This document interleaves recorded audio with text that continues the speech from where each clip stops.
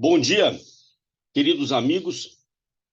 É uma alegria nos encontrarmos pela terceira vez para avançarmos no tema de como a caridade foi sendo vista e vivenciada desde o Antigo Testamento até a nossa presente contemporaneidade. Começo nossa terceira conversa com a comunidade mateana. Em nosso encontro passado, havíamos encerrado com a comunidade formada pelos seguidores de João. Agora vamos passar à comunidade mateana, cujo principal lema acho que podemos reduzir a cumprir a justiça é praticar a caridade e o amor, diferente de cumprir a lei.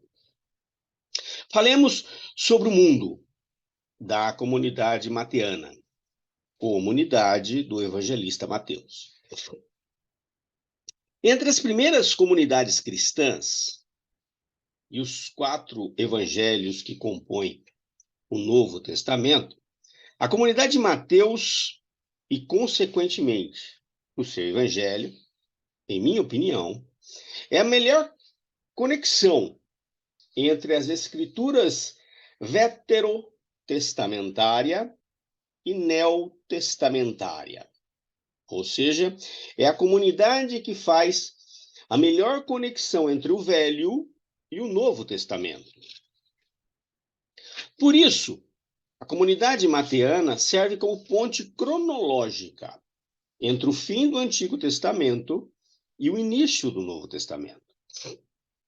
Diante disso, o escrito de Mateus e a convivência mateana foi muito importante para os primeiros seguidores de Cristo, para o entendimento do fim da antiga aliança e a chegada da nova aliança, com o cumprimento da lei por meio de Jesus, o Messias prometido. Podemos dizer que o livro de Mateus é o evangelho da justiça. A ênfase teológica da comunidade de Mateus e do evangelho de Mateus é a justiça. Visto nenhum outro evangelho usar tantas vezes em sentido tão amplo essa palavra justiça como Mateus faz. Podemos ver em Mateus 3:13, 5:6, 10:20, 6:33, 21:32, etc. A justiça faz parte do seu projeto de evangelho e, consequentemente, de comunidade. A sua comunidade não pode existir sem justiça, que abrange todos os níveis da vida social e comunitária. Jesus nasceu no ambiente de um homem justo. Está lá em capítulo 1, versículo 19. E suas primeiras palavras neste livro são Jesus falando a João por ocasião do batismo de Jesus, né? Deixe como está, pois convém que cumpramos toda a justiça. Capítulo 3, versículo 15. E Jesus se inclui nisso, tanto é que é o primeiro a cumpri-la. É o próprio Jesus que vem para cumprir a justiça, aquela da lei de Moisés. A justiça que decorre do cumprimento absoluto e perfeito de todos os mandamentos, coisa que ninguém antes dele foi capaz de fazer. Os outros usos são todos no Grande Sermão da Montanha, uma espécie de código de ética da comunidade de Mateus e do Reino de Deus, que já começa a ser implantado no mundo através da atividade de Jesus, como ele, Jesus mesmo, deixou claro. Se, porém, eu expulso demônios pelo Espírito de Deus, certamente é chegado o reino de Deus sobre vós. Está lá em Mateus 12, 28. Jesus, mais à frente, segue dizendo que são felizes os que têm fome e sede de justiça. Capítulo 5, versículo 6. Os que têm fome e sede de justiça, 5:6, e os perseguidos por ela, capítulo 5, versículo 10, são felizes. E a justiça da comunidade deve exceder a da sinagoga e a do templo, capítulo 5, versículo 20. E que a busca fundamental, assim entende Mateus, deve ser o reino de Deus e a sua justiça, Mateus 6,33. Quem busca a justiça será farto de pão e tudo mais. A justiça em Mateus ocupa um lugar de proeminência que não se encontra nos outros evangelhos. Marcos não tem ocorrência. Em Lucas há um uso, capítulo 1, versículo 75. E em João, em 16, de 8 a 10. Seu uso tem um sentido muito diferente do sentido que lhe dá Mateus. A justiça em Mateus está colocada nos extremos do seu projeto redacional, nas duas vezes que Jesus sobe ao monte. No início do seu ministério, quando as luzes se acendem e ele adentra o palco para o início da apoteose, discursa em Mateus 5, 6, 10, 26, 33 e anuncia o seu programa de justiça. E em segundo, capítulo 25, versículo 31 a 46, quando volta a discursar, agora já no epílogo do seu ministério, quando as luzes estão se apagando e ele se prepara para deixar a cena, anunciando, como na prática, aquela justiça anunciada no princípio se concretiza no final. E tudo isso já agora diante dos pequeninos. Digno de nota, além do vocábulo justiça, é também o uso do vocábulo justo em Mateus. Em Mateus há 15 ocorrências do vocábulo justo, também com grande variedade de significados. 1:19, 5:45, 9:13, 10:41, 13:17, 43, 49, 24, 23, 28, 29, 35, 25, 37, 46, 27, 19, 14. Em Marcos, há 2 usos. Em Lucas, há 11 usos. E em João, 3 usos. Os justos que perguntam pela justiça, no capítulo 25, versículo 37, estão em ação durante todo o evangelho, fazendo justiça. Nesse sentido, tanto os acumuladores receberão suas recompensas de acordo com a esperança que tinham em detrimento da chegada do Filho do Homem e, consequentemente, da justiça do Rei.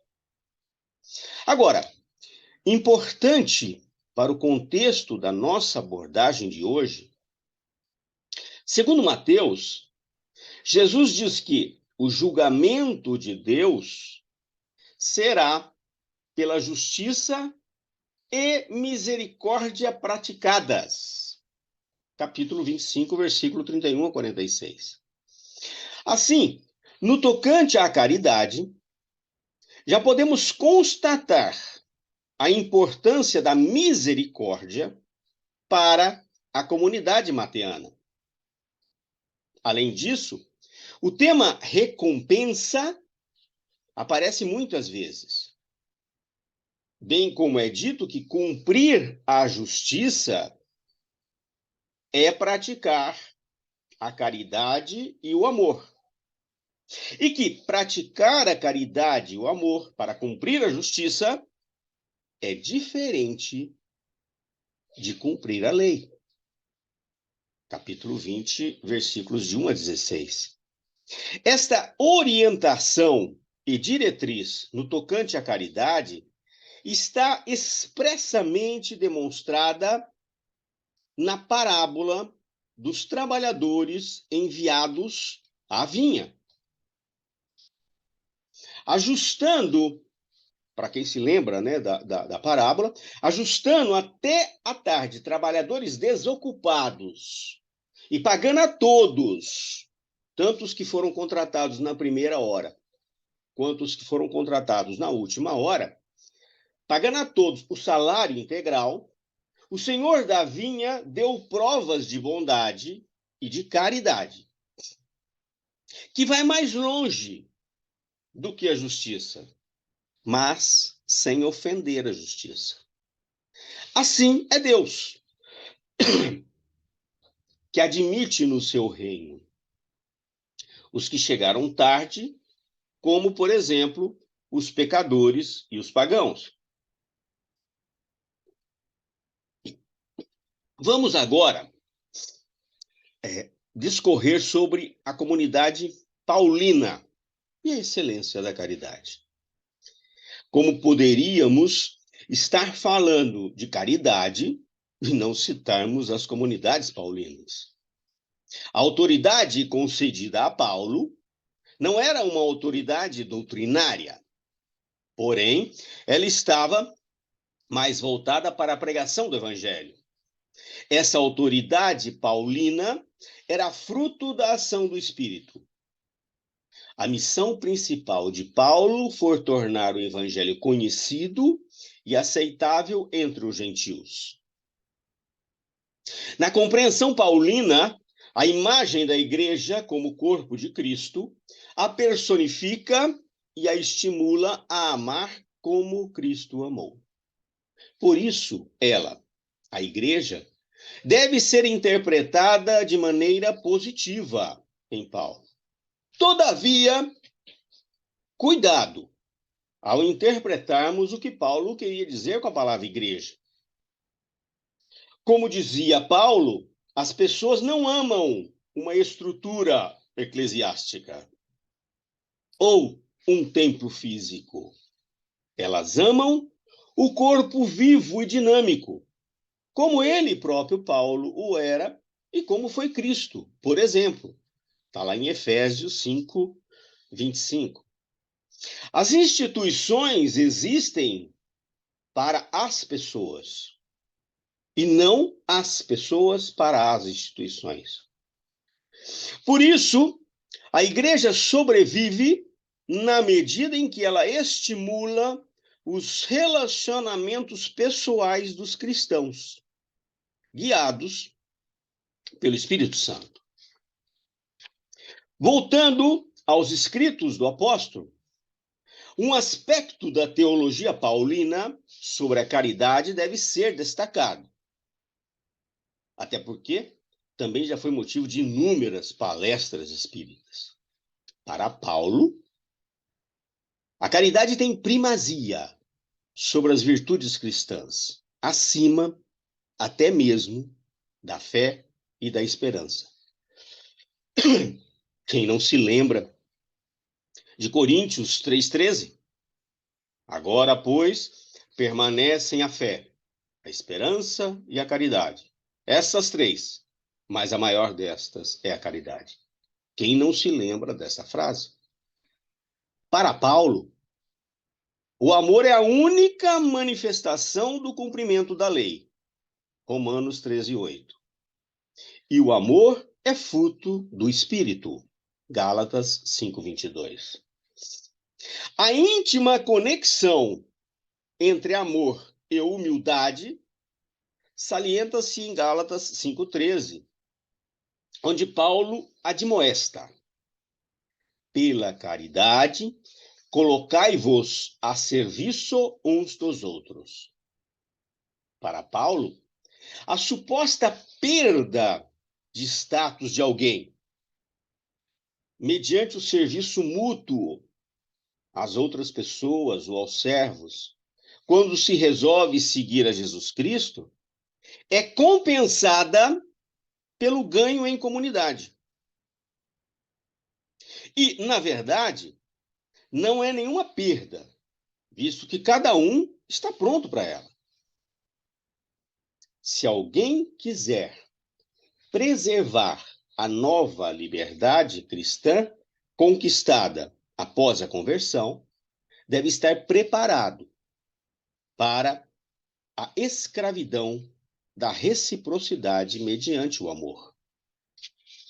Entre as várias citações que eu poderia destacar de Paulo sobre a caridade, resolvi trazer uma última, menos conhecida, e que traduz uma verdadeira exortação ética de Paulo.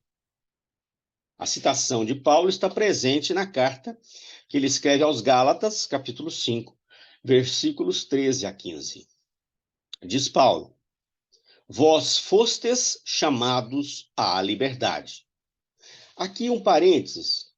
Poderíamos entender esta liberdade nesse sentido usado por Paulo até como livre-arbítrio.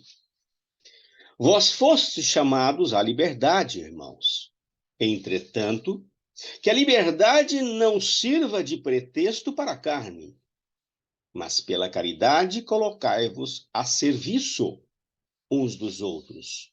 Pois toda a lei está contida numa só palavra: amarás o teu próximo como a ti mesmo. Mas se vos mordeis e vos devorais reciprocamente, cuidado, não aconteça que vos elimineis uns aos outros. Da comunidade de Paulo, passamos à comunidade de Marcos e os 7 critérios de uma comunidade cristã. Temos também que a comunidade de Marcos, que vivia uma situação de insegurança devido ao início das perseguições romanas, bem como também como consequência dos efeitos secundários da guerra judaica. O contexto da comunidade de Marcos era marcado pela dominação estrangeira, número crescente de pessoas escravizadas, impostos abusivos, pedágios para a circulação de pessoas e mercadorias, monopólio do comércio pelos romanos, muitas doenças e pessoas empobrecidas vagando pelas praças e mercados, repressão violenta das revoltas, incêndio e destruição de cidades e por aí vai. Frente a tudo isso, uma minoria, cerca de 5%, esbanjava luxo e se beneficiava dessa situação. O sistema religioso da época da comunidade de Marcos, além da conivência e do recebimento de impostos destinados ao templo, pregava a teologia da retribuição, a lei da pureza, que segregava e excluía doentes e pobres, e legitimava a riqueza injusta como bênção de Deus. Em meio a essa realidade sofrida, surgiram muitos movimentos messiânicos voltados à libertação do povo, movimentos violentos, e renasce o nacionalismo judaico, à espera de um Messias rei que implante o reinado de Deus pela violência e dominação. Na comunidade de Marcos, também havia atração por esse nacionalismo e pelos movimentos messiânicos. Jesus é apresentado como um homem comum, que, quando necessário, faz-se dispensador dos bens divinos como um verdadeiro enviado de Deus. Isto também se deve ao fato de que Jesus não vem como um rei. Jesus vem abrir os caminhos do reino. Diante do exposto, podemos constatar que para os primeiros cristãos de Marcos, a metodologia de Jesus foi necessária e adequada para os que se fazem discípulos e discípulas, em especial em tempos de crise religiosa e conflitos como os daquela época. Para Marcos, aqueles que ouvem os ensinamentos de Jesus, convivendo com várias vozes no ecoar de muitos messias, precisam estar dispostos a caminhar com Jesus e com seu reino. Nesta dinâmica, Marcos não tem a preocupação de poupar os discípulos, mas os impulsiona a uma tomada de decisão pelo reino, sem se deixar levar pelas vontades exacerbadas de domínio e de opressão. O caminho do discípulo terá o mesmo fim do caminho do mestre. Irá passar pela cruz. Acho importante destacar esse ponto para que entendamos que para os primeiros cristãos, seguidores de Marcos, tomar a cruz não é sinal de conformismo com o sofrimento, como ensinou a tradicional igreja por muito tempo. Sofrimento não salva. O que salva é a consciência de que o sofrimento faz parte de nossa vida e que devemos conviver com ele para superá-lo. Jesus não morreu na cruz porque quis. Ele não precisava morrer na cruz para nos salvar. A cruz foi consequência de sua atuação político-religiosa. É assim que faz a leitura a comunidade de Marcos. Negar a si mesmo não significa anular-se, aniquilar-se ou desvalorizar-se, mas é simplesmente libertar-se dos seus próprios interesses, sair do seu mundo, do seu ego, descentrar-se. E é nesse sentido que a comunidade de Marcos entendeu como ela, a comunidade, deveria enfrentar a cruz que Jesus levou nas costas até o Calvário. O mesmo poderia ocorrer com discípulos e discípulas do reino. Assim, ser cristão para a comunidade de Marcos é assumir a cruz e suas consequências. Pertencer ao grupo de Jesus era algo muito perigoso, subversivo. O Império Romano, um dos primeiros séculos do cristianismo, estava matando os seguidores do Nazareno. O medo diante da morte, da perseguição romana, transformou-se, principalmente na comunidade de Marcos, transformou-se por causa da lembrança da cruz de Jesus em resistência.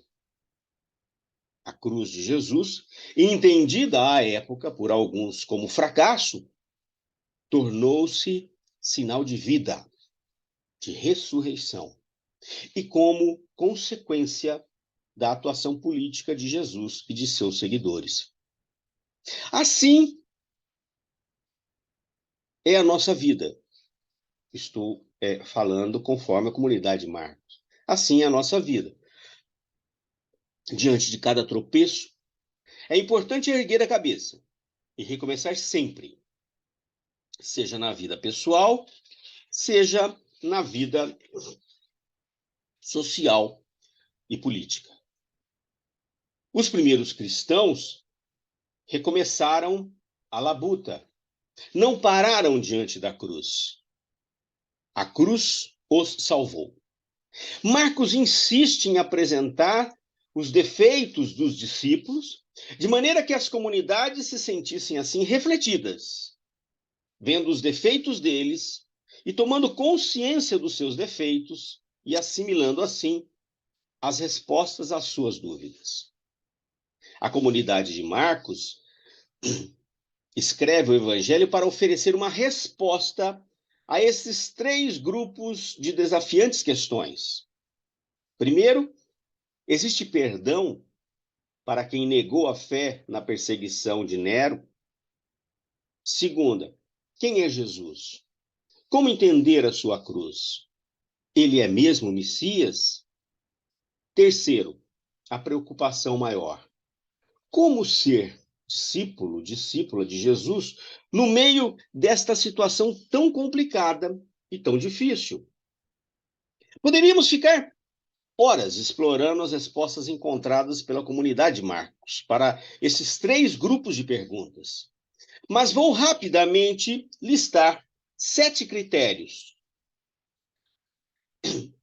que para Marcos devem estar presentes numa comunidade cristã. Poderíamos também explanar sobre os 7 pontos e a relação com a caridade na comunidade Marcos. Mas vou solicitar que nos fixemos apenas em 2 critérios, os de número 4 e o de número 7, por estarem afetos diretamente à caridade, conforme estamos estudando no dia de hoje. Primeiro critério que deve estar presente numa comunidade cristã: criar a comunidade. Marcos 1, 16, 20. Trabalhar em comunidade. A primeira coisa que Jesus faz é chamar os discípulos para segui-lo. O primeiro objetivo da missão é congregar as pessoas em torno de Jesus. É criar a comunidade. Jesus não trabalhou sozinho. Sempre em equipe, sempre em comunidade. Segundo critério, despertar a consciência crítica. Marcos 1, 21, 22. A primeira coisa que o povo percebe é a diferença entre o ensino de Jesus e o ensino dos escribas.